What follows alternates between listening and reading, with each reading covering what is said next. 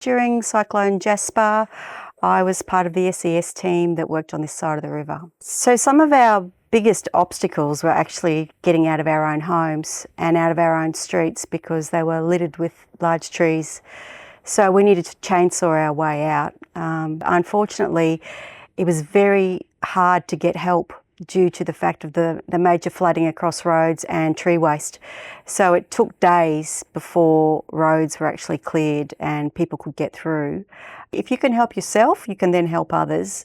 So you have to be equipped yourself. So even if you're a woman, you need to be able to use a chainsaw on this side of the river. If you can't chainsaw your way out, you're stuck because you're at the beck and call of waiting for somebody else. People up here are used to rain, and we're used to having Cyclone 2s on a regular occurrence every year, but nothing really prepared us for that torrential rain.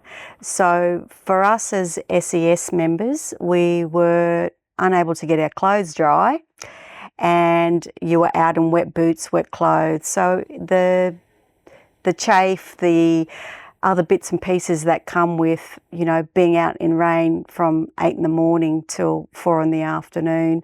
And we only have a couple of sets of clothes with SES, but unfortunately no one had power back then, not just this side of the river, but the other as well. Nothing really prepared us for the amount of time that it would take to get from one person's place to another, and the damage to the roads and the water. We were exhausted due to you're out there every day for 8 hours doing heavy work.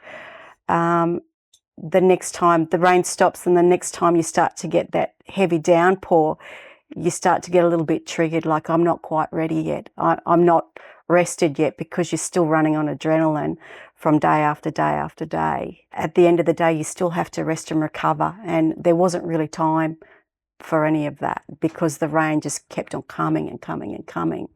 And then you had the fear of people being trapped. Helping people wasn't hard. It was not being able to help people, which was the real difficulty. We were 4 people. The rest of our members were trapped either in or out, just like everyone else was. So I think you really need to be kind to yourself, because that's the really the difficult part afterwards, because you need to be able to rest knowing that you've done everything you possibly can. Nothing prepares you for what lies ahead. You can just take day by day and hope that everyone's safe. And thankfully here, we didn't lose one life, not one. And most people were safe, even if they were trapped in their homes for a period of 9 days, they still came out okay. And I think that really came down to what a resilient community this place is, which is a wonderful thing.